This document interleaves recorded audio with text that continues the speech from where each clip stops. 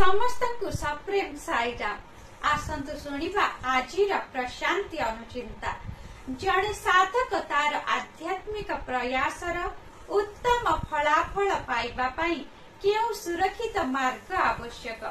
भगवान आज अति प्रेमपूर्ण भाव स्पष्ट रूपे यहाँ अति सुंदर रूपे वर्णना करिसंती। साधना मार्ग रे दुईटी सोपान रही। प्रथमटी हेउची विध्वंसक बा किछि निष्कासित करिबा, द्वितीयटी हेउची विधायक जथा किछि विकसित करिबा पाई सचेतनतार सहित प्रयास करिबा।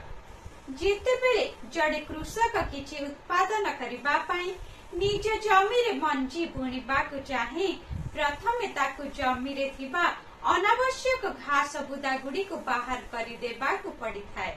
एहा हेउछि प्रथम सोपान विध्वंसक बा अनावश्यक तथ्य को नष्ट करि देबा। एहा पर जमी को चाष एवं जलसेचन करी मंजी बुणिबाकु प्रस्तुत करिथाय। एठारे जमी को क्षेत्र बोली कुहा जाय, जहा आम हृदय सहित तुलना करा जाई पारे।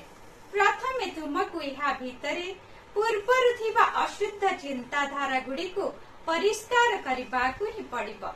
सेही हृदय रूपक जमी को दया एवं करुणार सहित हल करी शेषरे प्रेम रूपक जल सिंचन द्वारा पूर्ण करिबाकु हेबो।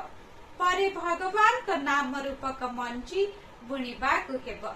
जदि तुमे पूर्वर भल भाव प्रस्तुत करी रखा जाइथिबा सेही परिष्कार स्थान रे मंजी रोपण करिबो, ताहेले मंजी भल भाव रे गजा होई पारिबो।